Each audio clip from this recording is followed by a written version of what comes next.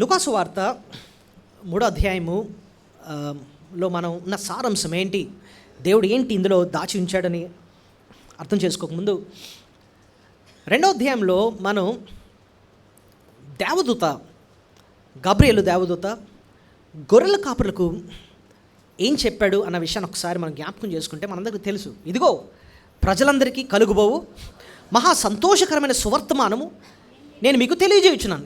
సంతోషకరమైన సువర్తమానం ఏమంటున్నాడు అంటే, దేవుడు మనిషికి ఏమి ఇవ్వడానికి వచ్చాడు? సంతోషాన్ని ఇవ్వడానికి వచ్చాడు. అంటే ఏ రకమైన సంతోషం అండి అని అంటే, నెక్స్ట్ ఆయన మాట్లాడుతూ దావీదు పట్టణమందు నేడు రక్షకుడు మీ కొరకు పుట్టినాడు, ఈయన ప్రభువైన క్రీస్తు. అంటే అర్థం ఏంటో తెలుసా? ఆయన ఏ రీతిగా సంతోషం ఇద్దాం అనుకున్నాడంటే, ఆయన మనిషిని రక్షించి ఆ రక్షణ ద్వారా మనిషికి ఏమి ఇవ్వాలనుకుంటున్నాడు? సంతోషాన్ని. ఏదో డబ్బు ద్వారా సంతోషం కాదు, తిండి ద్వారా సంతోషం కాదు, రక్షణ ద్వారా ఆయన మనిషికి ఏమిద్దాం అనుకుంటున్నాడు? సంతోషం. దీన్నే ఇంకొక మాటలో చెప్పాలంటే రక్షణానందం. చెప్పండి. యేసు ప్రభు ఈ లోకానికి వచ్చింది ఏంటంటే, ఆయన మనకు రక్షణానందాన్ని ఇవ్వడానికి ఆయన ఈ లోకానికి వచ్చాడు. అయితే ఈ లూకాసు వార్త 3వ అధ్యాయంలో అదే మాట, ఆ రక్షణానందాన్ని గురించి యోహాను మాట్లాడతాడు. రక్షణను గురించి ఎక్కడంటే మీరే చూడండి, 3వ అధ్యాయంలో 6వ వచనం కాదు, సకల శరీరులు దేవుని రక్షణ చూతురు. చూసారా మాట? 6వ వచనం మధ్యలో ఉంటుంది. సకల శరీరులు దేవుని రక్షణ చూతురు. సో శరీరులు అంటే అర్థం మానవులు.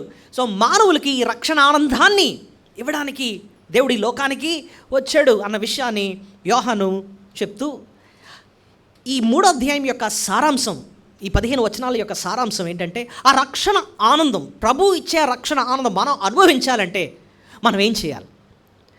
ఆ ప్రశ్నకు 2 విషయాలు చెప్తాడండి యోహాను. 2 కీలకమైన విషయాలు చెప్తాడు. ఈ 2 విషయాలు మన జీవితంలో ఉంటేనే యేసు ప్రభు ఇచ్చే రక్షణ ఆనందం మనము అనుభవిస్తాం. చెప్పండి. దేవుడిచ్చిన రక్షణ ఆనందాన్ని నువ్వు నేను అనుభవించాలి అంటే యోహాను చెప్పబోతున్న ఆ 2 విషయాలు మన జీవితంలో కూడా ఉండాలన్నమాట. ఆ 2 విషయాలు ఏంటో నేను ముగిస్తాను. ప్రభు దగ్గరకు వచ్చావండి. ప్రభు దగ్గరకు వచ్చినప్పుడు ప్రభు ఇచ్చే రక్షణ ఆనందం నువ్వు నేను కూడా ఏం చేయాలి? అనుభవించాలి. అనుభవించకపోతే మనకంటే అంటే దౌర్భాగ్యం ఇంకోళ్ళు ఎవరు ఉండరు. మందిరంకి వచ్చామా, వాక్యం వింటున్నామా, 20 సంవత్సరాల నుంచి వస్తున్నావా, 30 సంవత్సరాల నుంచి వస్తున్నావా, మరి ప్రభు ఇచ్చిన రక్షణ ఆనందాన్ని నువ్వు అనుభవించావా అని అడిగావు అనుకో, అదేంటో నాకు తెలియదండి అని అన్నావు అనుకోండి. ఇప్పుడు చూడండి, మన హోటల్కి వెళ్ళేది ఎందుకు వెళ్తాం? మంచి భోజనం చేయడానికి వెళ్తాం. వెళ్ళాము, ఫోటోలు తీసుకున్నాము, అన్నీ చేసాం, కానీ అక్కడ దొరికే ఆ ఆహారాన్ని మనం తినలేదనుకోండి, మనకంటే వెర్రోళ్ళు ఇంకోళ్ళు ఎవరు ఉండరు అన్నమాట. దేవుని దగ్గరకు వచ్చాం, ప్రభు రక్షణ ఆనందాన్ని ఇస్తాడా? అదేంటి, దాని రుచి ఎలా ఉంటుంది? అది చేయాలి మనం. 2 విషయాలు మన ముందు పెట్టున్నాడు యోహాను భక్తుడు. ఆయన ప్రసంగంలోని ఈ 2 మాటలు చాలా కీలకమైనవి. మొట్టమొదటిది ఏంటండి అని అంటే, పాప క్షమాపణ పొందాలట. పాప క్షమాపణ పొందాలి. పాప క్షమాపణలోనే నిజమైన ఆనందం ఉంది. అది చెప్తున్నాడు. ఏమంటున్నాడు? పాప క్షమాపణలోనే నిజమైన ఆనందం. అది మొదటి పాఠం. ఎలా చెప్పారండి అని అంటే, ఇప్పుడు చూడండి 3వ అధ్యాయము 3వ వచనంలో, అంతటా అతడు వచ్చి పాప క్షమాపణ మీద చాలు. సో ఆయన దేనికోసం మాట్లాడుతున్నాడు? యోహాను వచ్చి దేనికోసం మాట్లాడుతున్నాడు? పాప క్షమాపణ.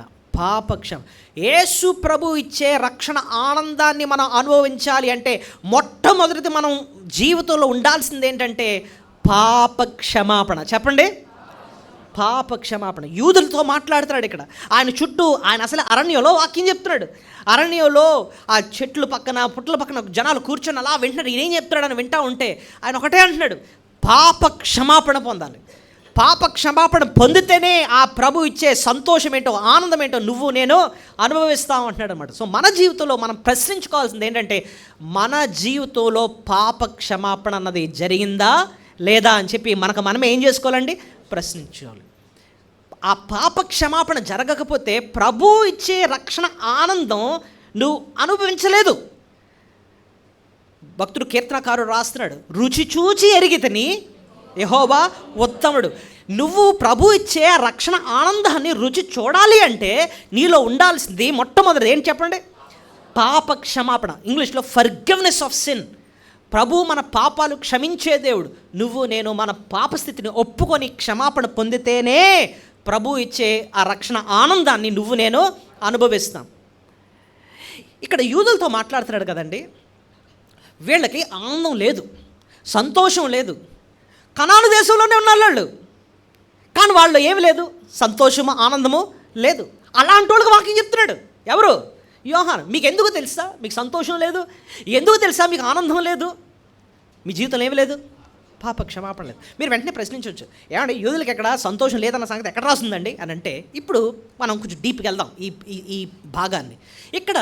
అక్కడున్న యూదుల్ని, ఆ దేశాన్ని, ఆ కనాను దేశాన్ని 4 రాజులు పరిపాలిస్తున్నారట. చూడండి, ఆ 4 రాజులు మొదటి వచనంలో మనకు పేర్లు కనపడతాయి. ఆ పేర్లు చెప్పండి నాకు చాలు. పొంతు పిలాతు, గలిలయకేమో హేరోదు, ఇంకా తుర్కని దేశంలో అతని తమ్ముడైన ఫిలిప్పు,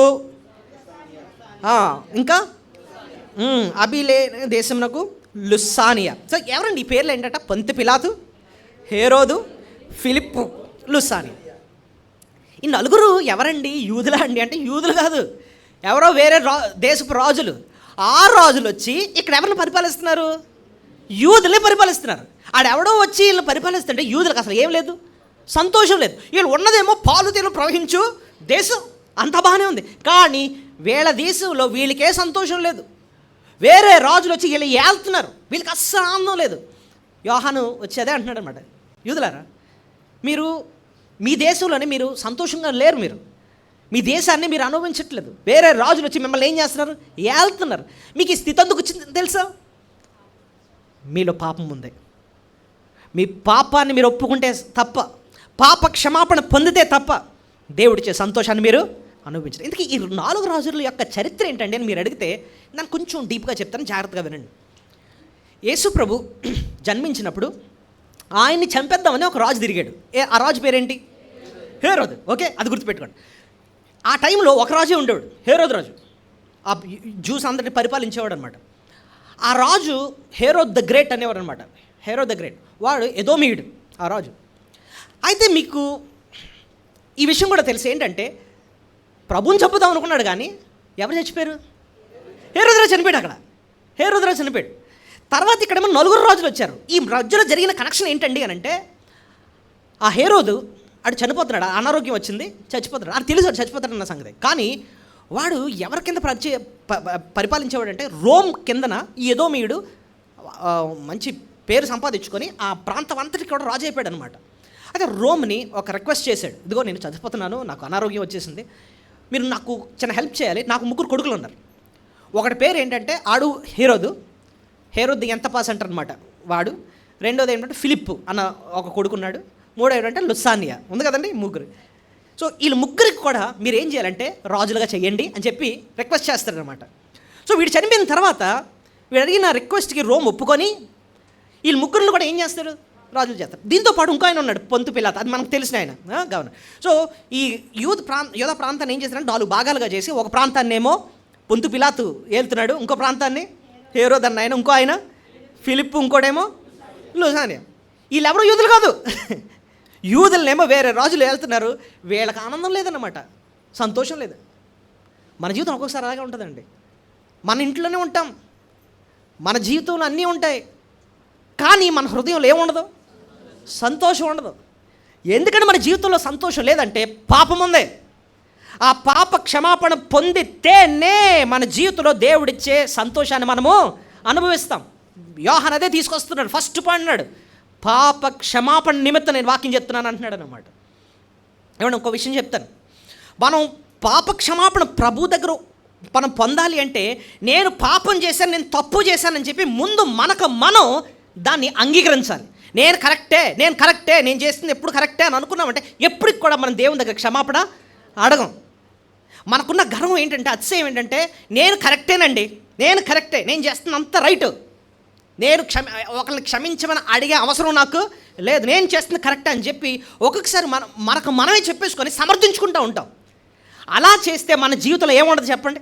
దేవుని ఆశీర్వాదం కానీ దేవుని సంతోషం కానీ మన జీవితంలో ఉండదు. ఈ విషయం మనకు మనే అనలైజ్ చేసుకోవాలి.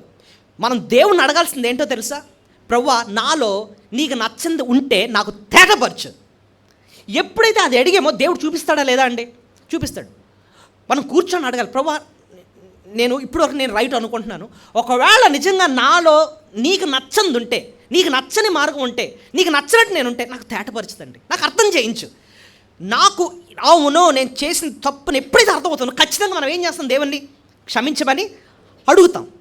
సో దేవుణ్ణి మనం అడగాల్సింది ఏంటంటే, నాలో తప్పు ఉంటే ఖచ్చితంగా నాకు ఆయన చూపించు. ఇది అంటే భక్తుడు కీర్తనకారుడు రాస్తాడు ఒక దగ్గర, ఎక్కడో చూడండి, కీర్తన 139. కీర్తన 139. కీర్తన 139లో అంటే మనం ఇంతకుముందు ఈ కీర్తన ధ్యానించాం. సో ఆఖరి 2 వచనాలు ఉంటాయి చూడండి. ఆఖరి 2 వచనం, దేవా నన్ను పరిశోధించి నా హృదయమును తెలుసుకొనుము, నన్ను పరీక్షించి నా ఆలోచనలు తెలుసుకొనుము, నీకు ఆయస్కరమైన మార్గము నా యందు ఉన్నదేమో చూడము, నిత్య మార్గమున నన్ను నడిపించు. అటు అంటున్నాడు ఏంటంటే, దేవా నన్ను పరిశోధించు, ఇంకా నన్ను పరీక్షించు, నా ఆలోచనలు తెలుసుకో, నీకు ఆయాస్కరమైన మార్గం ఏమైనా ఉందో నా యందేమో చూడము, నిత్య మార్గం నన్ను నడు. ఆ మాటల అర్థం ఏంటో తెలుసా? దేవా నువ్వు నన్ను పరిశోధించి, నేను ఇప్పటివరకు నేను రైట్ అనుకుంటాను, ఒకవేళ నేను సరిగ్గా లేనేమో నాకు తేటపరిచిన ఆయన నాకు చూపించు. సో మనం కూడా దేవుని ఏమడగాలి చెప్పండి? దేవా నేనేమన్నా మారాల్సింది ఏమైనా ఉందేమో ఒకసారి నాకు చూపించదండి. నేను ఒకసారి నేను కరెక్ట్ అనుకుంటున్నాను, నాకు అర్థం చేయించు, నేను నా మార్గం తప్పన్న విషయం నాకు ఒకసారి అర్థం చేయించు. అప్పుడే కదా నేను పాప క్షమాపణ పొందుతాను. ఇంకో విషయం చెప్తున్నానండి, కీర్తన 126 మనం న్యూ ఇయర్ నైట్ ధ్యానించాం. అందులో భక్తుడు అంటున్నాడు, ఏడ్చుచు విత్తువాడు సంతోషగానంతో పంట కోస్తాడు. ఆ ఏడ్పు ఎందుకు వచ్చిందంటారు? కీర్తన 126 ఒకసారి చూడండి. కీర్తన 126 5వ వచనం, కన్నీళ్లు విడిచుచు విత్తువారు సంతోషగానంతో పంట కోసం. ఈ సంతోషం ఈయనకి ఎందుకు వచ్చిందంటే, ముందు కన్నీళ్లు విడిచి ఏం చేశాడు? విత్తాడు. కన్నీళ్ళు వెడ్డం అంటే ఏంటంటే పశ్చాత్తాపం. కన్నీళ్ళు వెడడం అంటే ఏంటంటే పాపాన్ని ఒప్పుకోవటం. ప్రభు నేను తప్పు చేశాను, నన్ను క్షమించు అని చెప్పి కన్నీళ్ళు విడిచి దేవుని దగ్గర ఏడ్చాడు. కాబట్టి తర్వాత ఆయనకి ఏమొచ్చింది? సంతోషం వచ్చింది. సో సంతోషం రావాలంటే ముందు ఏం చేయాలి? కన్నీళ్ళు విడవాలి. కన్నీళ్ళు విడవాలంటే నువ్వు చేసిన తప్పన్న సంగతి నీకు ముందు తెలియాలి, ఒప్పుకోవాలి. నువ్వు దేవుని దగ్గర నువ్వు మోకరించి పోరాడాల్సింది ఏంటో తెలుసా? ప్రభా నాలో నిజంగా నేను రైట్ అనుకుంటున్నాను, నేను కరెక్ట్గానే నా మార్గం రైటే అనుకుంటున్నా, ఒకవేళ నాలో నిజంగా నీకు ఆయాస్కరమైనది ఏమైనా ఉంటే, నీకు నచ్చినట్టు నేను ఏమైనా ఉంటే నాకు చూపించింది, నాకు తేటపరచు. అప్పుడే కదా నాకు కన్నీళ్లతో నేను నీ దగ్గర ఒప్పుకుంటాను, క్షమించమని అడుగుతాను. ఎప్పుడైతేనండి ఆ రీతిగా మనం దేవుని దగ్గర మనం నిజంగా సరి చేసుకుని ఒప్పుకుంటామో, దేవుడిచ్చే సంతోషం ఏంటో నువ్వు నేను చూస్తాం. ఆ రక్షణ ఆనందం ఏంటో నువ్వు నేను చూస్తాం. ఈ విషయం అండి యూదులకి దేవుడు ఫస్ట్ నుంచి చెప్పుకుంటూ అదే వస్తున్నాడు. అబ్రహాముకి అదే చెప్పాడు, యెహోషువకి అదే చెప్పాడు, దావీదుకి అదే చెప్పాడు. మీకు కావాలంటే వచనాలు చూపిస్తాను. అబ్రహాం గురించి ఎలా చెప్పాడంటే, అబ్రహాము నీ సంతానాన్ని ఆశీర్వదిస్తాను, నీకు భూమి ఇస్తాను, నేను అభివృద్ధి చేస్తాను, ఆకాశ నక్షత్రాలను చేస్తాను, పాలు తేను ప్రవాహం దేశం ఇస్తాను. అయితే ఒకటి గుర్తుపెట్టుకో, నువ్వు ఎప్పుడు తెలుసు అవన్నీ అనుభవిస్తావు? నువ్వు నా ముందు నిందారహితుడిగా ఉండాలి, అప్పుడే ఇవన్నీ నువ్వు అనుభవిస్తావు. ఎక్కడ రాస్తున్నాడు ఆ మాట? ఆదికాండం 17వ అధ్యాయము 1వ వచనం మీరు చూడండి. ఆదికాండం 17వ అధ్యాయము 1వ వచనం. అబ్రహాము 99 ఏండ్లు వాడైనప్పుడు యెహోవా అతనికి ప్రత్యక్షమై, నేను సర్వశక్తిగల దేవుడను, నా సన్నిధిలో నడుచుచు నిందారహితుడివై యుండము. అప్పుడు నాకును నీకును మధ్య నా నిబంధనను నియమించి నిన్ను అత్యధికంగా అభివృద్ధి పొందించినని అతనితో చెప్పు. అత్యధికంగా నేను అభివృద్ధి చేస్తాను, నీ జీవితం అద్భుతంగా ఉంటుంది. కానీ ఇప్పుడు నా ముందు నువ్వు ఎలా ఉండాలి? నిందారహితుడిగా ఉండాలి. అప్పుడు అబ్రహాము చేయాల్సింది ఏంటో, దేవా నాలో ఏమన్నా నిన్ను బాధ పెట్టేవేమన్నాయా, దయతో నన్ను క్షమించు తండ్రి అని చెప్పి దేవుని ముందు ఏం చేయాలట?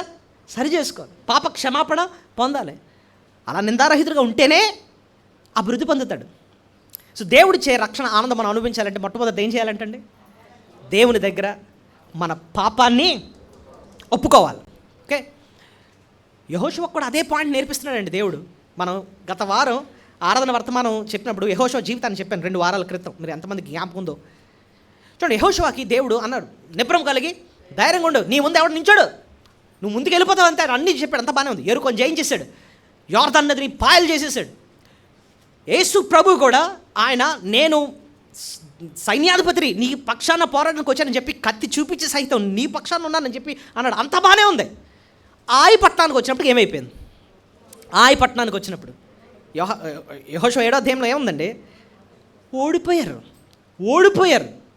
ఎరుకొని జయించేశారు, కానీ చిన్న పట్టణమైన ఆయన్ని జయించలేకపోయారు, ఓడిపోయారు. యెహోషువ బట్టలు చించుకొని ఏడుస్తాడు అనమాట, దేవా నువ్వు ఇలాగా మాకు ఓటమి ఇస్తే ఇంకేమైనా ఉందా, ఈ చుట్టూ ఉన్న మనుషులందరూ కూడా వాళ్ళకి బలం వచ్చేస్తుంది, మమ్మల్ని చంపేస్తారు అని చెప్పి భయపడిపోతావు. అంటే దేవుడు ఒకటే అంటాడు, నువ్వు ఎందుకు అలా ఏడుస్తున్నావు, నీ ఇంతవరకు జయవిచ్చినాడు, నీ ఆయన మీద ఖచ్చితంగా జయవిద్దును, కానీ ఎందుకు తెలుసా నీకు ఓటమి వచ్చింది, శపితమైంది నీ మధ్యన ఉంది, నీలో పాపం ఉంది, నేనేది వద్దంటే అది శాపగ్రస్తమైన పని చేస్తున్నాడు ఒకడు, అది నువ్వు తీస్తే తప్ప నీకు జయము రాదు. ఏంటి ఆకాను దేవుడు ఏది వద్దంటే దాన్నే ఆశపడి తీసుకొచ్చి ఇంట్లో దాచుంచాడు. అప్పుడు ఆకాన్తో చెప్తాడనమాట, దేవుని మహిమపరిచి నువ్వు చేసినంత ఒప్పుకో అంటాడనమాట. 7వ అధ్యాయం 18వ వచనం మీరు చూస్తే, దేవుని మహిమపరిచి నువ్వు చేసినంత నీ పాపను ఒప్పుకో అంటాడనమాట. ఒప్పుకుంటాడు. తర్వాత కుటుంబానంతరినీ కూడా చంపేస్తారనమాట. దేవుడు దాని తర్వాత ఎంత జయమిచ్చాడంటే యుద్ధాలన్నిటిలో జయమిచ్చేసి ఇంకా యుద్ధాలు లేకుండానే చేశాడు. ఎక్కడో తెలుసా మాట, యెహోషువ 11:23 చూడండి. యెహోషువ 11:23.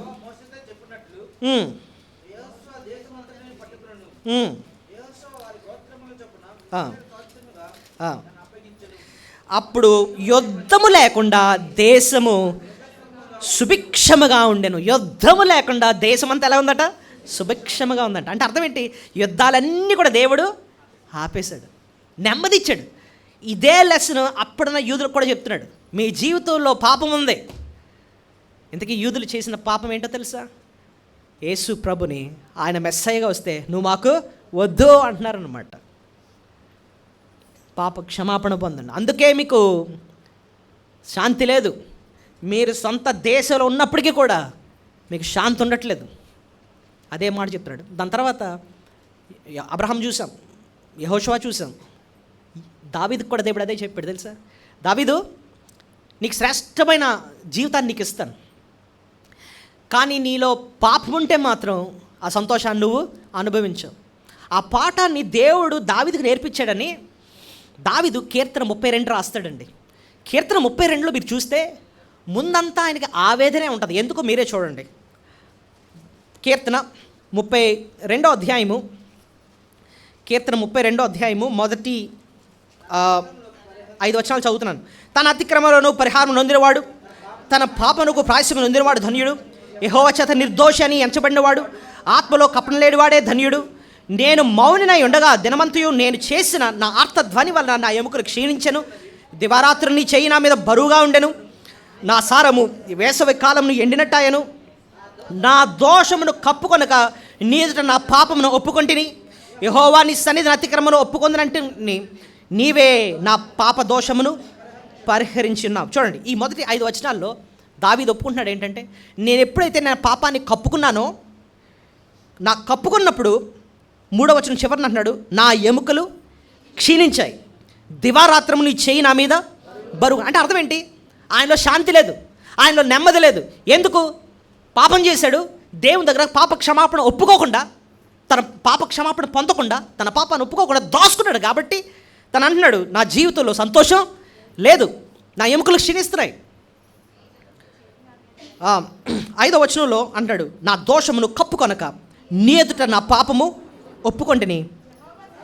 యెహోవా సన్నిధిని అతిక్రమను ఒప్పుకుందని అనుకోండిని, నీవే నా పాప దోషములు పరిహరించావు. ఇప్పుడు నువ్వు నన్ను పరిహరించావు కాబట్టి పరిహరించాడు కాబట్టి 11వ వచనంలో సంతోషం వచ్చేసిందట. చూడండి 11వ వచనంలో, నీతిమంతులారా యెహోవాను బట్టి సంతోషించుడి, ఉల్లసించుడి, యథార్థ హృదయాలారా మీరందరూ ఆనంద గానము చేయడి. సంతోషించండి ఇప్పుడు అంటున్నాడు అనమాట. ఎందుకు ఆ సంతోషం వచ్చింది?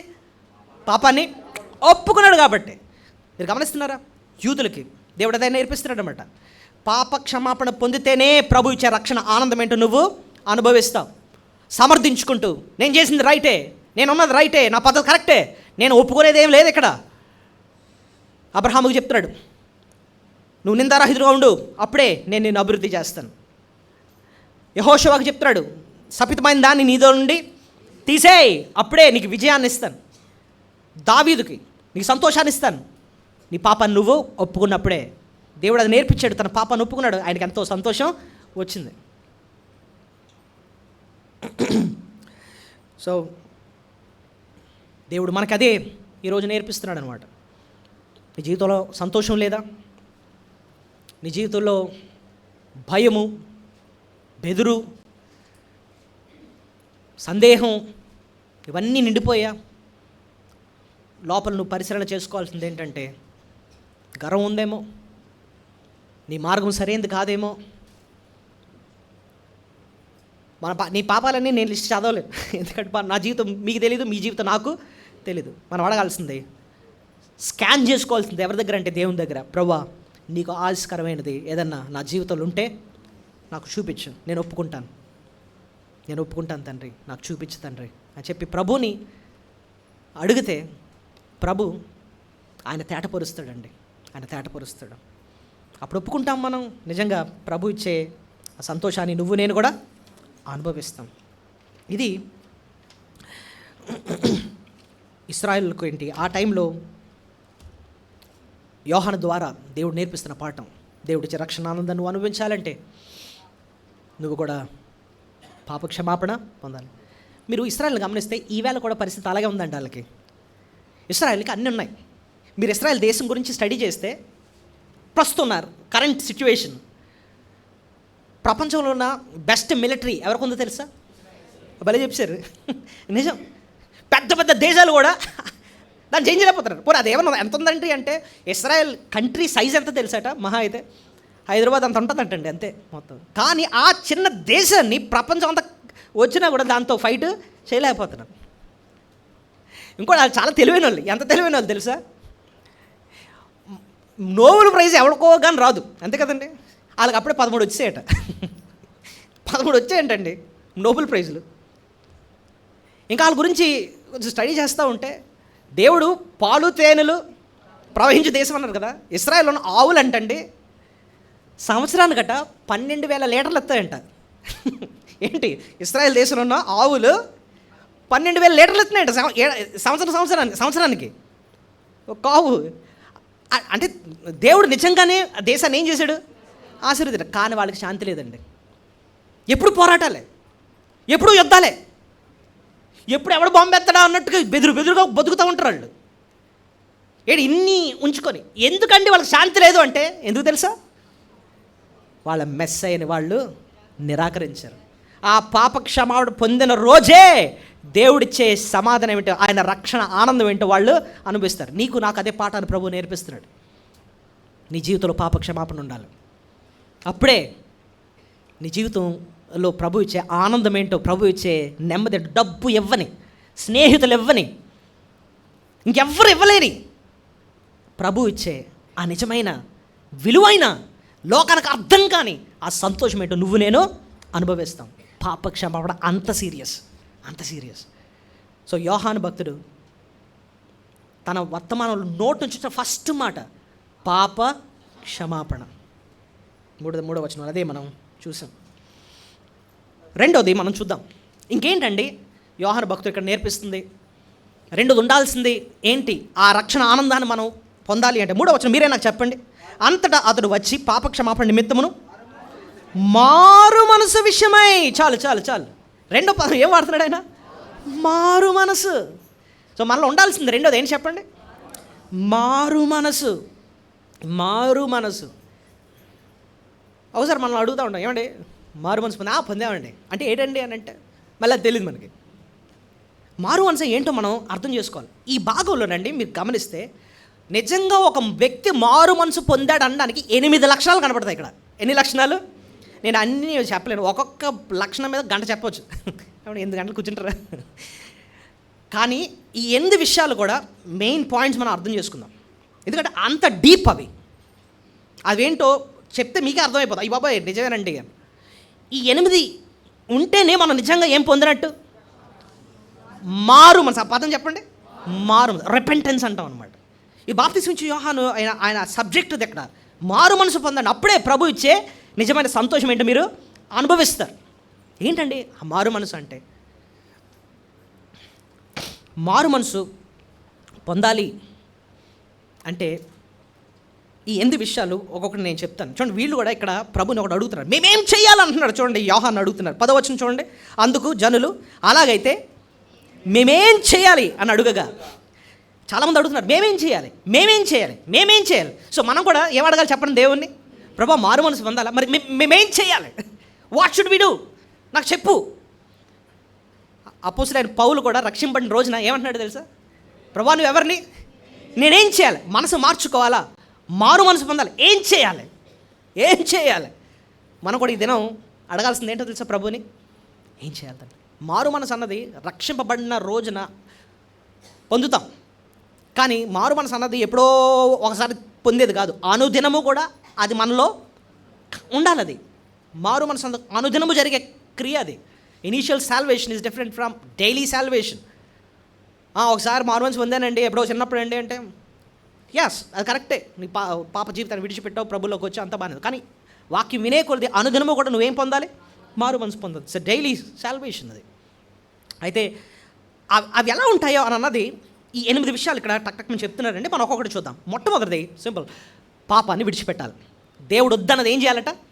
విడిచిపెట్టాలి. అది ఎలా చెప్పారండి అని అంటే 6వ వచనం చూడండి. మారు మనసు విషయం బాప్తిసం పొందవాలని యోర్దాను నది ప్రదేశం అంతటా ప్రకటించుచుండెను. ప్రభు మార్గము సిద్ధపరచుడి, ఆయన త్రోవలను సరళం చేయండి. ఇప్పుడు చూడండి, ప్రతి అంటే ఇక్కడ పాపాన్ని విడిచిపెట్టండి అని చెప్పడానికి 4 పదాలు వాడాడండి. అవేంటో మనం చూద్దాం. ప్రతి పల్లము పోడ్చబడును, ప్రతి కొండయు మెట్టయు పల్లము చేయబడును, వంకర మార్గములు తెనవగును, కరకు మార్గములు నొనవగు. 4 పదాలు వాడాడు. పాపాన్ని విడిచిపెట్టు అనడానికి, అది అర్థం చేయించడానికి 4 పదాలు వాడాడు. ఏంటి?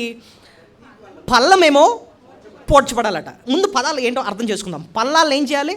పల్లము అంటే అర్థం ఏంటంటే లోతులు. లోతులు ఏం చేయాలి? పోడ్చబడాలట. ఇంకా అంటున్నాడు కొండ. కొండ అంటే ఎత్తుగా ఉన్న వాటిని ఏం చేయాలట? పల్లం చేయాలట. ఇంకేమంటున్నాడు? వంకరగా ఉన్న వాటిని ఏం చేయాలి? తిన్నం చేయాలి. కరకు మార్గాలు ఏం చేయాలి? నున్నం చేయాలి. ఈ 4 ఎలా అర్థం చేసుకోవచ్చండి? చూడండి, పాపాన్ని విడిచిపెట్టండి అనడానికి ఇక్కడ ఉపయోగించే పదాలు. ముందు పల్లము అన్న మాట ఉంది చూసారా, దాన్ని పోడ్చండి అంటున్నాడు. పల్లము అంటే అర్థం ఏంటంటే లోతులు, అంటే కనిపించని పాపాలు. ఇవేంటండి? రహస్య పాపాలు. ఇవి ఎవరికి తెలియవు. నువ్వు అలాంటి పాపం చేస్తావని ఎవరికీ తెలియదు, నీ ఒక్కడికే తెలుసు. దేవుడికి తెలుసు, నీ ఒక్కడికే తెలుసు. నీ రహస్య జీవితం ఆయన దగ్గర ఏమైనా దాయగలవా? దాయలేం. సో కనిపించని పాపాలని, రహస్య పాపాలు నువ్వేం చేయాలి? పూడ్చేయి అన్నాడు. అలాంటి వదులు. నాకు తెలుసు నువ్వేం చేస్తున్నావు, విడిచిపెట్టు. ఇంకే పాపాలు అంటున్నాడు? కొండయు మెట్టయు పల్లము. కొండయు మెట్టయు అంటే అర్థం ఏంటి? కొండ అందరికీ కనపడదు. అదిగోండి సీతంధర కొండ, అదిగోండి కైలాస, అందరికీ కనపడతాయి. కొన్ని పాపాలు మన జీవితాలు ఎలాంటివి తెలుసా? అందరికీ తెలుసు. కానీ అయినా చేస్తూ ఉంటాం. ఎందుకు తెలుసా? నా ఇష్టం, ఎవడేమనుకుంటే అనుకోని, నేను ఎలాగా ఉంటాను, నాకు ఎలాంటిదే చేస్తాను, అందరికీ తెలుస్తుందా నీ అక్రమ జీవితం అంటే అనుకునే నా ఇష్టం అండి, నా లైఫ్ అండి. అలాంటివి ఏం చేయాలంటున్నాడు? కొండలు ఏం చేయాలి? పల్లం చేయాలి. అంటే నీ బహిరంగ పాపాలని ఏం చేయాలి? నువ్వు విడిచిపెట్టు. ముందు ఎలాంటి పాపాలు అంటున్నాడు? కనిపించిన రహస్య పాపాలని విడిచిపెట్టు, బహిరంగ చేస్తున్న పాపాలని కూడా విడిచిపెట్టు అంటున్నాడు. ఇంకేమంటున్నాడు చూడండి, వంకర మార్గాల్ని తిన్నం చేయి. కొన్ని పాపాలు ఎలాంటివి తెలుసా? వంకర మార్గాలు అంటే అర్థం ఏంటి? ఇప్పుడు ఇంతకుముందు మనమన్నీ వంకరగానే చేసేవాళ్ళం అనుకుందాం. అంటే అలాగా పరీక్ష తిన్నగా రాయడం అంటే ఏంటి అర్థం? కష్టపడి చదివి వెళ్ళి రాయడం. వంకరగా రాయడం అంటే సిప్లేట్ రాయడం అనుకుందాం. ఇంతకుముందు మనం వంకర బతుకులేరు అనుకోండి. తిన్నగా సంపాదించే పద్ధతులు ఏంటి? కష్టపడి ఉద్యోగాన్ని సంపాదించుకొని నమ్మకంగా నువ్వు కష్టపడి సంపాదించిన దానికి జీతం పొంది ఇది చేయడం అన్నది ఇది క్రమమైన తిన్నని మార్గం. వంకర సంపాదన అంటే లంచాలు తీసుకోవడం, లేకపోతే అన్యాయంగా ఆడిని బెదిరించి సంపాదించడం, ఇవన్నీ వంకరం అన్నమాట, వంకరవి. అలాంటివి నువ్వేం చేయాలి? తిన్నం చేయి, అలాంటివి విడిచిపెట్టు. ఇంకంటున్నాడు కరకమార్గం అంటే ఏంటో తెలుసానండి? కష్టంగా లోపడ్డం అంట. మందిరంకి వస్తాం నాన్న బాధపడలేక, మందిరంకి వస్తాం ఆవిడ బాధపడలేక, ఇవేంటి కరక్కు మార్గం అనమాట. ఏదో ఆవిడ బాధపడలేక ఇది బాధపడలేక లోపడతాం. దేవుడికి అలాంటివి అసలు పాపంతో సమానం. అర్థమవుతుంది మీకు? కష్టంగా అయిష్టంగా లోపడడం పాపంతో సమానం అనమాట. అలాంటి కరగ మార్గాలను ఏం చేయాలంటున్నాడు? ఏమంటున్నాడు? నున్నవగా చేసే, ఇష్టంగా లోబడు. కష్టంగా లోబడిన వాటిని నువ్వేం చేయాలి? నువ్వు ఇష్టం. ఇప్పుడు సాతాను గడు కూడా లోపడతాడండి దేవుడికి, కానీ ఎలాగా? కష్టంగా. నువ్వు కూడా కష్టంగా లోపడుతున్నావు అంటే సాతాను స్వభావం అన్నమాట అది. ఇప్పుడు చెప్పండి, పాపాన్ని విడిచిపెట్టు అనడానికి 4 పదాలు వాడాడు. ఏంటి చెప్పండి మీరు? ముందు ఏం చేయాలట? రహస్య పాపాలు అంటే కనిపించిన పాపాలని, రహస్య పాపాలని విడిచిపెట్టు. ఇంకా బహిరంగంగా ఎవడేమనుకుంటే నాకు అనవసరం అని చెప్పి చేస్తున్న బహిరంగ పాపాలను కూడా నువ్వేం చేయి? విడిచిపెట్టు. ఇంకా వంకరగా బతుకుతున్నావు చూసావా, వాటిని నువ్వేం చేయి? విడిచిపెట్టు. ఇంకా అంటున్నాడు, కష్టంగా లోబడే ఉన్నాయి చూసావా, ఇష్టంగా లోబడు. అలా కష్టంగా లోబడడం అన్నది మానే అంటాడు అనమాట. సో మొత్తం మీద మారు మనసు పొందేవాడిలో ఉండాల్సిన లక్షణం ఏంటంటే పాపాన్ని ఏం చేయాలి? విడిచిపెట్టాలి. ఫస్ట్ ఒప్పేసుకున్నావు, ఫస్ట్ బాగానే ఉంది, పాప క్షమాపణ పొందావు, మరి నువ్వు చేయాల్సింది ఏంటి? ముందు నెక్స్ట్ విడిచిపెట్టాలి. ప్రభు అన్నాడు, ఇదిగో నేను క్షమించాను, ఇంక వెళ్ళి పాపము చెయ్యొద్దు అంటున్నాడు. అంతేనా? Go and sin no more అంటున్నాడు. ఆ పాపాన్ని నువ్వు విడిచిపెడితేనే నువ్వు నిజంగా ఏం పొందినట్టు? మారు మనసు. చెప్పండన్నమాట. సో మారు మనసులో ఉండే ఒక లక్షణం ఏంటంటే పాపాన్ని ఏం చేయడం? విడిచిపెట్టు. రెండోది మారు మనసు పొందిన వాళ్ళకి ఉండే ఇంకో లక్షణం ఏంటంటేనండి, శిక్ష ఉందని గుర్తిస్తాడట. నాకు ఒకవేళ విడిచిపెట్టకపోతే నాకేముంది? శిక్ష ఉంది. చూడండి, ఇక్కడ యోహాను శిక్ష గురించి 7వ వచనం చూడండి. 7వ వచనం, అతడు తన చేత బాప్తిస్ము పొందవచ్చిన జనము చూచి సర్ప సంతానమా, రాబోవు ఉగ్రత నుంచి తప్పించుకొనుటకు మీకు బుద్ధి చెప్పినాడు. రాబోవు ఉగ్రత ఏమంటున్నాడండి? అంటే ఏంటి దాని అర్థం? మారు మనసు పొందేవాడు గుర్తిస్తాడు ఏంటంటే, నేను కానీ పాపాన్ని విడిచిపెట్టకపోతే నాకేముంది? శిక్ష ఉంది. 9వ వచనంలో కూడా ఆ శిక్ష గురించి మళ్ళీ నొక్కి చెప్తాడు. ఇప్పుడే గొడ్డలి చెట్టు వేరున ఉంచబడి ఉన్నది కనుక మంచి ఫలము ఫలింపని ప్రతి చెట్టు నరకబడి అగ్నిలో వేయబడని చెప్పాను. దేవుడు కరెక్ట్గా ఎక్కడ పెట్టాడంట? గొడ్డలి చెట్టు అనుకోండి, కరెక్ట్ ఎక్కడ పెట్టాడు? ఇక్కడ పెట్టి రెడీగా ఉంచాడు. నువ్వు కానీ మారు మనసు పొందకపోతే అవకాశం ఇస్తాడు. ఎంతకీ నువ్వు వింటలేదు అనుకో, ఏం చేస్తాడట? అక్కడ వేస్తాడు. ఇంకా నరికి ఎందులో వేస్తాడట? అగ్నిలో వేస్తాడటండి. అగ్నిలో వేస్తాడట, నరకంలోకి వెళ్ళిపోతాడు. సో మారు మనసు పొందానని చెప్పుకున్నవాడికి వాడు గుర్తుపెట్ట, పాపాన్ని విడిచిపెట్టాడు. విడిచిపెట్టకపోతే దేవుడు నన్ను శిక్షిస్తాడన్న విషయం రెండోది మైండ్లో ఉండాలి. ఇది ఉంటేనే నువ్వు నిజంగా ఏం పొందుతున్నట్టు? మారు మనసు పొందుతున్నట్టు. ఇవి లేకుండా మేము పొందేసానండి అంటే అది నువ్వు పొందలేదు. మూడోది, ఇంకా మారు మనసు పొందేవాడికి ఉండే ఇంకో లక్షణం ఏంటంటే, మారకుండా బాప్తిస్మం తీసుకున్నా నేను నరకానికి వెళ్తాను. చెప్పండి, మారకుండా బాప్తిస్మం తీసుకున్నా సరే ఎక్కడికి వెళ్ళిపోతాను? నేను నరకానికి వెళ్తానని గుర్తించాలట మారు మనసు పొందేవాడు. చాలామంది ఏమన్నా నేను ములిగేశాను కాబట్టి మొత్తం పాపాలన్నీ పోయి మనం డైరెక్ట్ ఎక్కడికి? పరలోకమైన ఫీల్ అయిపోతూ ఉంటారు. కాదు, నువ్వు ములిగినా సరే ఒకవేళ నీ పాప జీవితాన్ని విడిచిపెట్టకపోతే ఎక్కడికి వెళ్ళిపోతావు? నరకానికి. అది మూడో విషయం. అది ఎలా చెప్పారండి అంటే, ఇక్కడ కొంతమంది బాప్తిస్మం తీసుకోవడానికి వస్తేనంట వాడికి చెప్తున్నాడు యోహాను. ఎక్కడ 7వ వచనం చూడండి, అతడు తన చేత బాప్తిస్మము పొందవచ్చిన జనసమూహములు చూచి. ఎవరిని చూశాడు ఈయన? ఆ జనసమూహములు దేనికోసం వచ్చారు? బాప్తిస్మం తీసుకుని లైన్ కట్టేశారు ములికెట్టడానికి. వాళ్ళు చూసి అన్నాడంట, సర్ప సంతానమా, రాబో ఉగ్రత నుంచి తప్పించుకొనుట మీకు బుద్ధి చెప్పిన వాడెవడు? మారు మనసు తగిన ఫలము ఫలించుడి. చాలు, మారు మనసు పొందండి, పాపాన్ని విడిచిపెట్టండి. మీరు బాప్తిస్మం పొందేసినంత మాత్రాన ఆ ఉగ్రత నుంచి మీరు తప్పించుకోరు. ఇక్కడ మారకుండా చాలామంది ములిగేస్తారండి. వాళ్ళు ఫీల్ అవుతారు ఏంటంటే, నేను బాప్తిస్మం తీసుకున్నాను కాబట్టి మనం ఎక్కడికి వెళ్తాం? మరి మీ పాప జీవితాన్ని విడిచిపెట్టావా? నీ బ్రతుకు మారిందా? దేవుని దగ్గర ఒప్పుకున్నావా నీ పాపాన్ని? నీ జీవితంలో ఆ డిఫరెన్స్ నువ్వు చూస్తున్నావా? అది లేదు. మళ్ళీ పాత జీవితం అలాగే ఉంది, ఆ వ్యభిచారం అలాగే ఉంది, ఆ త్రాగుడు అలాగే ఉంది, ఆ చెడు అలవాట్లు అలాగే ఉన్నాయి. పాత జీవితం ఏం మారలేదు. ఈయన కనుక ములిగిసాడట. బాప్తిస్మం తీసుకున్నా సరే నేను ఎక్కడికి వెళ్ళిపోతాను? నరకానికి వెళ్తాను. మారకపోతే, పాపాన్ని విడిచిపెట్టకపోతే. అది గుర్తిస్తాడట మారు మనసు పొందిన వ్యక్తి. ఏంటంటే చెప్పాను, మారు మనసుకు ఉండే లక్షణాలు ఏంటండి?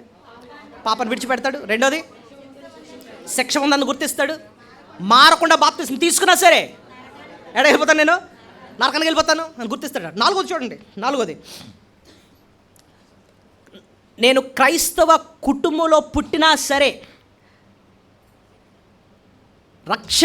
మారు మనసు పొందకపోతే నరకానికి వెళ్ళిపోతాను అని గుర్తిస్తాడట. క్రైస్తవ కుటుంబంలో పుట్టినా సరే మారు మనసు పొందకపోతే ఎక్కడికి వెళ్ళిపోతాను? నరకానికి వెళ్ళిపోతాను గుర్తిస్తాడట. చాలామంది ఏమనుకుంటారు తెలుసా?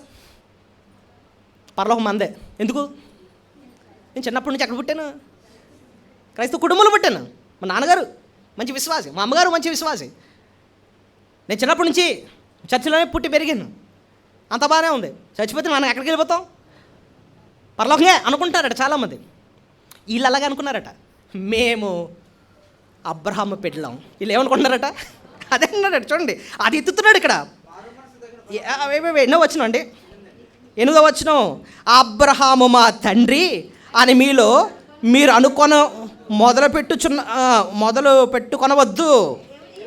దేవుడి రాళ్ళను అబ్రహాముకు పిల్లలుగా పుట్టింపగలడని మీతో చెప్పు. అబ్రహాము మా తండ్రి. వీళ్ళ గర్వం ఏంటంట? అబ్రహాం మా తండ్రి, పరలోకం మాదే. ఎందుకు? మేము ఎవరు పుట్టాం? అబ్రహాం సంతానం మాది.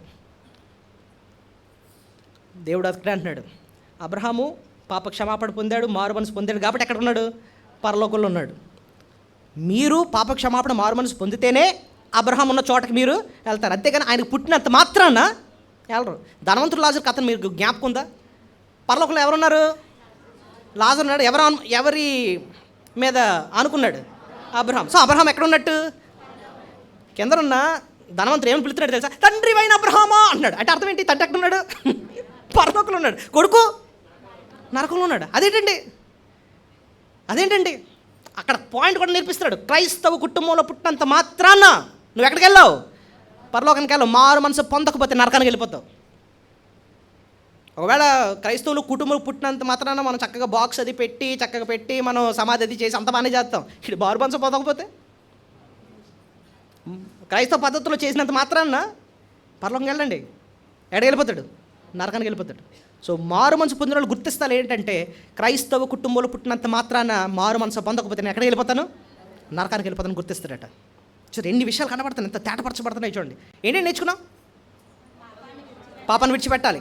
అప్పుడే నిజమైన మారు మనసుకుండే లక్షణాలు చెప్తున్నాను. పాపాన్ని విడిచిపెట్టడం, ఇంకా శిక్ష ఉందని గుర్తించడం, మారకుండా బాప్తిస్మం తీసుకున్నా కూడా ఎక్కడికి వెళ్తాను? నరకానికి వెళ్తానని గుర్తించడం, ఇంకా క్రైస్తవంలో పుట్టినంత మాత్రాన మారు మనసు పొందకపోతే నరకమే, పరలోకానికి వెళ్ళాలని గుర్తించడం. ఇంకోటి 5వది ఏంటో తెలుసా? స్వార్థాన్ని జయించి ప్రేమ చూపిస్తాడట. నిజంగా మారు మనసు పొందినాడు ఏం చేస్తాడట? స్వార్థాన్ని జయించి ప్రేమను చూపిస్తాడు. అది ఎలాగుందండి అంటే 11వ వచనం చూడండి. అతడు 2 అంగీలు గలవాడు, ఏమీ లేని వానికి ఇయ్యవలెను, ఆహారం గలవాడు అలాగే చేయవలెను. సో ఇంతకుముందు స్వార్థంతో దోచుకునేవాడివి, ఇప్పుడు ఏం చేస్తున్నావు? ఇస్తున్నావు. సో నిజంగా మారు మనసు పొందిన వాడికి ఇచ్చే గుణం ఉంటుంది. ఏంటండి? ఇచ్చే గుణం. నాకు లేకపోయినా దేవుడు నాకు చూసుకుంటాడు, ఆయన నన్ను పట్టించుకుంటాడు, నేను ఇస్తాను. ఆ ప్రేమ చూపించి ఇచ్చే గుణం నాకు కనపడుతుంది అనమాట. ఈ జక్కయ్య నేడు ఇంటికి రక్షణ వచ్చింది అంటున్నాడు. ఏం చేశాడు? తనలో ఏం కనిపించింది లక్షణం? ప్రభువా, ఎవరి దగ్గరైనా నేను అన్యాయంగా తీసుకుంటే నేనేం చేస్తాను? 4 రెట్లుగా నేను ఇస్తాను అంటున్నాడు. నిజంగా మారు మనసు పొందిన వారి లక్షణం ఏంటో తెలుసా? ఇచ్చే గుణం. చెప్పండి అన్నమాట, ఇచ్చే గుణం కనపడుతుంది. మరి నీకో అంటే ఆయన ఉన్నాడండి, నా తండ్రి ఉన్నాడు, ఆయన చూసుకుంటాడు, నన్ను ఇస్తాడట. సో స్వార్థాన్ని జయించి ఏం చేయాలట? ప్రేమ చూపించాలటండి. సో అది ఇక్కడ మనకు నిజమైన మారు మనసుకు ఉండే లక్షణం కనపడుతుంది. 5 విషయాలు చెప్పాను కదా. 6వది ఏంటంటే, ధనాపేక్షను విడిచి న్యాయంగా సంపాదిస్తాడట. ధనాపేక్షను విడిచి ఏం చేస్తాడు? న్యాయంగా అది ఎక్కడ ఉందండి అంటే 12-13 చూడండి. సుంకరులను బాప్తిసం పొందవచ్చి బోధకుడా మేమేమి చేయవాలని అడుగగా, సుంకర్లు అంటే ఎవరంటే ట్యాక్స్ కలెక్టర్స్ అనమాట. మేమేం చేయాలని అంటే, అతడు మీకు నిర్ణయింపబడిన దానికంటే ఎక్కువ తీసుకురవద్దు అని వారితో చెప్పాను. నిర్ణయించిన దాన్ని బట్టి ఎక్కువ తీసుకున్న దాంట్లో అర్థం ఏంటి? ఇంతకుముందు ఏం చేసేవారు మీరు? ధనాపేక్షతో దోచుకునేవారు. జక్కయ్య అదే కదండి. జక్కయ్య తను కూడా ట్యాక్స్ కలెక్టరే. దోచేసుకునేవాడు. అందరూ అలాగ ఉండేవారు ఆ టైంలో. అధికారాన్ని ఉపయోగించుకొని దోచేసుకునేవారు అనమాట. కానీ ఇప్పుడు ఆ ధనాపేక్షను మీరు ఏం చేయాలి? జయించండి, విడిచిపెట్టండి, న్యాయంగానే సంపాదించండి అంటున్నాడు. సో అక్కడ మార్పు కనపడుతుంది. సో డబ్బు విషయంలో మార్పు, ఇచ్చే విషయంలో మార్పు. ఇంకొక 2 లక్షణాలు ఇక్కడ కనపడుతున్నాయి. అధికారాన్ని దుర్వినియోగం చేయొద్దు అంటున్నాడు. చూడండి సైనికుల గురించి ఏం చెప్తాడు. సైనికులు 14వ వచనం. సైనికులు మేమేమి చేయవాలని అడిగి, అందుకు అతడు ఎవరిని బాధ పెట్టకండి, ఎవరి మీద అపనింద వేయొద్దు, మీ జీతాలతో తృప్తి పొందండి అని వారితో చెప్పాను. సో వాళ్ళకి ఏం చెప్తున్నాడు? మీ అధికారాన్ని ఇంతకుముందు దుర్వినియోగం చేసేవారు, ఇప్పుడు అలా చేయొద్దు. మీకు ఎంత న్యాయంగా వస్తుందో అంత న్యాయంగానే సంపాదించండి, ఎవరి మీద అపనింద వేయొద్దు, న్యాయంగానే పరిపాలన చేయండి అంటున్నారన్నమాట. ఎందుకంటే మారు మనసు పొందిన వ్యక్తులు ఇవన్నీ లక్షణాలు కనపడతాయి. చెప్పండి, నిజంగా మేము మారు మనసు పొందే అన్న వాళ్ళకి ఇప్పటికి 7 లక్షణాలు చెప్పాను. ఏంటంటే ఉంటాయి? పాపాన్ని విడిచిపెడతారు, సెక్షన్ దాన్ని గుర్తిస్తారు, కమాన్, మారకుండా బాప్తిసం తీసుకున్న నరకానికి వెళ్తానని గుర్తిస్తారు, క్రైస్తవులు కుట్టినంత మాత్రం నేను పరలోకంకి వెళ్ళను, మారు మనసు పొందకపోతే నరకానికి వెళ్తానని గుర్తిస్తారు, ఇంకా స్వార్థాన్ని జయిస్తారు, ప్రేమను చూపిస్తారు, ఇంకా ధనాపేక్షను విడిచిపెట్టి న్యాయంగానే సంపాదిస్తారు, అధికారాన్ని దుర్వినియోగం చేయరన్నమాట. ఆఖరిగా క్రీస్తు వైపు తిరుగుతారు, ప్రభు వైపు తిరుగుతారు. ఎక్కడంటే 15వ వచనం ఉంటుంది చూడండి. ప్రజలు కనిపెట్టుచు ఇతడు క్రీస్తు అయి ఉండనేమో అని అందరూ యోహాను గురించి తమ హృదయాల్లో ఆలోచన. సో వీళ్ళ మైండ్ అంతా ఎటువైపు తిరిగింది చెప్పండి? క్రీస్తు. సో మారు మనసు అంటే అర్థం ఏంటి? లోకం నుంచి ఎవరి వైపు తిరగడం? క్రీస్తు వైపు, ప్రభు వైపు. ప్రభువా నువ్వే మా రక్షకుడు, నువ్వే మా మెస్సాయు, నువ్వే నాకు దిక్కు నా జీవితానికి, ఈ లోకంలో నీ కృపా క్షేమాలు చూపించి నడిపించేది నువ్వు తప్ప నాకు ఇంక లోకంలో ఎవరు ముఖ్యం కాదు నాయన. ఆకాశం ముందు నీవు తప్ప ఎవరున్నారు, నీవు నాకుండగా లోకంలో ఏది నాకు అక్కర్లేదని చెప్పి లోకం నుంచి అన్నిటి నుంచి ప్రభు వైపు తిరిగి ఆయనతో సహవాసం చేయడం, ఆయన ప్రేమించడం, ఆయనకు లోబడ్డం, ఇదండి నిజమైన మారు మనసు. ఈ లక్షణాలు లేకపోతే మనం పేరుకు చెప్పుకోవచ్చేమో మారు మనసు పొందామని, కానీ మనం నిజంగా మార్పు పొందనవారు. ఇప్పుడు ఒక్క విషయం అడుగుతాను. మారు మనసు పొందడానికి మనకు లోపల నుంచి ఒకటి ప్రేరేపిస్తుంది మనల్ని. ఏంటో చెప్పగలరా మీరు? భలే చెప్పారు. నేను అసలు ఈ ఆన్సర్ మీరు చెప్పరేమో అనుకున్నాను. మారు మనసు మనల్ని ప్రేరేపించేది, అంటే మారు మనసు పొందమని ప్రేరేపించేది ఏంటో తెలుసా అండి? మనసాక్షి. చెప్పండి, ఇది ఎలా చెప్పారండి అంటే రోమా 2 తీయొద్దు కానీ 4:15 ఈ 2 వచనాలు చదివితే మీకు అర్థమవుతుంది. లోపల నుంచి అంట మన మనస్సాక్షి మనల్ని ఏం చేస్తుందట? ప్రేరేపిస్తుందట. మనసాక్షి గురించి ఒక్క విషయం చెప్పి నేను ముగిస్తానండి, చాలా కీలకమైన పాయింట్. ఇప్పుడు మన లోపల ఏదైనా ఇన్ఫెక్షన్ పెరుగుతుంది అనుకుందాం. మన లోపల ఏదైనా ఇన్ఫెక్షన్ పెరుగుతుంది శరీరంలో, మనకు ఎలా తెలుస్తుంది అండి? అది మనకు ఎలా తెలుస్తుంది? అయితే జ్వరం వస్తుంది, లేకపోతే పెయిన్ వస్తుంది, నొప్పి పలానా చోట ఏదైనా పెరుగుతుంది అనుకోండి, లేకపోతే ఏదైనా ఇన్ఫెక్షన్ పెరుగుతుంది, లేకపోతే ఏదో కాయ పెరుగుతుంది, ఏదో నీకు నొప్పి తెలుస్తుంది, బాబాయ్ నొప్పి వచ్చేస్తుంది. నాకు ఈ మధ్యన 3 వారాల క్రితం పడుకున్నాను నైట్లో, సడన్గా నువ్వు లేచాను, ఏడ్రా అంటే నొప్పి వచ్చేస్తుంది, నొప్పి షార్ప్ పెయిన్ అన్నమాట. ఇప్పుడు వెంటనే మార్నింగ్ డాక్టర్ దగ్గరికి వెళ్ళాను. డాక్టర్ గారు ముందు ఏం చేశారంటే పెయిన్ కిల్లర్స్ ఇచ్చారు నాకు. పెయిన్ కిల్లర్స్ అంటే ఈ ఇంజెక్షన్స్ ఇచ్చారు. అది ఇచ్చిన వెంటనే మొత్తం తగ్గిపోయింది. అమ్మాయి తగ్గిపోయిందండి, బాగుంది. కరెక్ట్గా 6 గంటలు ఆగిందండి, మరి జమ్మని వచ్చేస్తుంది పెయిన్. అలాగే నాకు 8 పెయిన్ కిల్లర్స్ ఇచ్చారు. ఇప్పుడు అది కరెక్ట్ పద్ధతేనా చెప్పండి మీరు? ఎన్నిసార్లు ఇస్తారు? 6 గంటలకు ఒకసారి ఇంజెక్షన్ ఇచ్చి తగ్గిపోయింది. దానివల్ల ప్రమాదం ఏంటో చెప్పండి మీరు? ప్రమాదం ఏంటి చెప్పండి? పెయిన్ అయితే నొక్కేస్తున్నాను, పెయిన్ అయితే అణిచేస్తున్నాను, కానీ లోపల ఇన్ఫెక్షన్ ఇంకా పెరిగిపోద్ది, దానివల్ల పెద్ద ప్రమాదం వస్తుంది. ఇది శారీరకంగా ఆలోచిస్తే నొప్పి మనకు మేలా కాదా చెప్పండి మీరు? నొప్పిని మనం ఆత్మీయంగా ఆలోచిస్తే నొప్పికి రీప్లేస్మెంట్ ఏదంటే మనసాక్షి అండి. నొప్పికి శరీరకంగా ఆలోచిస్తే నొప్పి ఆత్మీయంగా ఆలోచిస్తే మనకేంటో తెలుసా? మనసాక్షి. ఇప్పుడు మనం ఏదైనా తప్పు చేస్తున్నాం, పాపం చేస్తున్నాం అనుకోండి, దేవుడికి వ్యతిరేకంగా వెళ్తున్నాం, లోపల నుంచి పెయిన్ ఇచ్చేది ఒకటి, ఏంటో తెలుసా?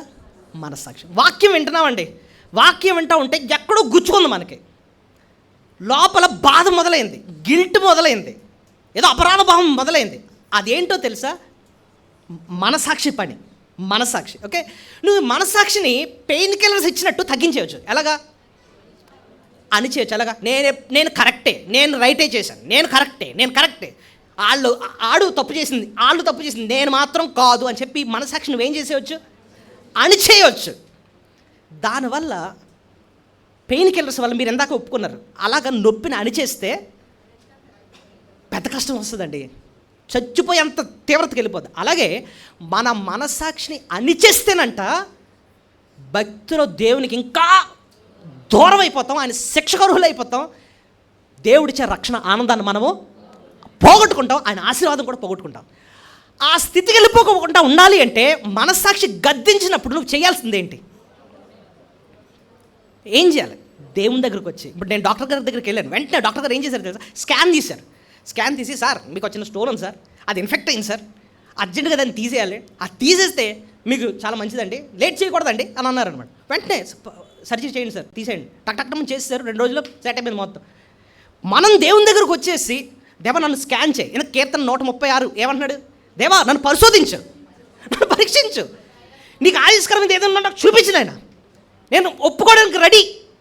ఎప్పుడైతేనండి మనం దేవుని దగ్గర అలా సరి చేసుకుంటామోనండి, పాప క్షమాపణ పొంది మారు మనసు పొందుతామో, దేవుడిచ్చే రక్షణ ఆనందాన్ని మనము అనుభవిస్తాం. కానీ మన గర్వాన్ని బట్టి, మన అతిశయాన్ని బట్టి, మనకున్న కఠినత్వాన్ని బట్టి మన మనస్సాక్షిని అణుచుకుంటామో ఎక్కువ ప్రమాదం వస్తుంది. మనకి భక్తుల నుంచి దూరం వెళ్ళిపోతాం, దేవుని ఆశీర్వాదాన్ని మనము పొందాం.